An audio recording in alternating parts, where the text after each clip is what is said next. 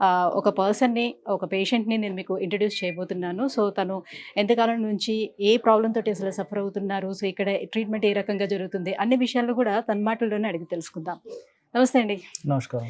మీ పేరు? రాజేందర్. రాజేంద్ర ఎక్కడి నుంచి వచ్చారు మీరు?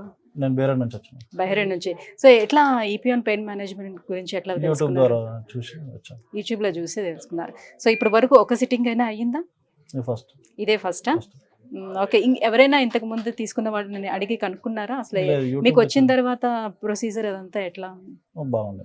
హ్మ్. ఏం బాగుంది. చేశారు అసలు? స్టార్టింగ్ ప్రొసీజర్ ఎట్లా నడుస్తుంది? మాట్లాడేది ఎట్లా, పెయిన్ ఎలా ఉంది, ఎక్కడి నుంచి ఎక్కడ నొప్పి ఎలా ఉంది హ్మ్. అని చెప్పి కన్ఫర్మ్ చేసిన తర్వాత హ్మ్. మరి ఆపరేషన్ అవుతుందా, ఎట్లా అవుతుందా, దీనికి ఏ ఏ విధంగా ఉంటుంది హ్మ్. అని చెప్పేసి మొత్తం కనుక్కున్న తర్వాత ఆపరేషన్ అవసరం లేదు, ఇది నార్మల్గానే అయిపోతా అని చెప్పేసి, మందుల ద్వారా ఇంజెక్షన్ ద్వారా అయిపోతా అని చెప్పేసి. ఏంటి మీ సమస్య ఏంటి? ప్రాబ్లమ్ ఇది?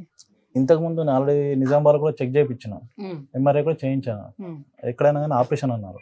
దేనికి? మోకాళ్ళకి సంబంధించా? లేదు, వెన్నుపూస నొప్పి. వెన్నుపూసకి. ఓకే. హ్మ్. హ్మ్. దాని ద్వారా ఇక్కడ ఆపరేషన్ లేకుండా ఇంజెక్షన్ ద్వారా తగ్గిస్తారని తెలుసుకొని ఇక్కడికి వచ్చాను.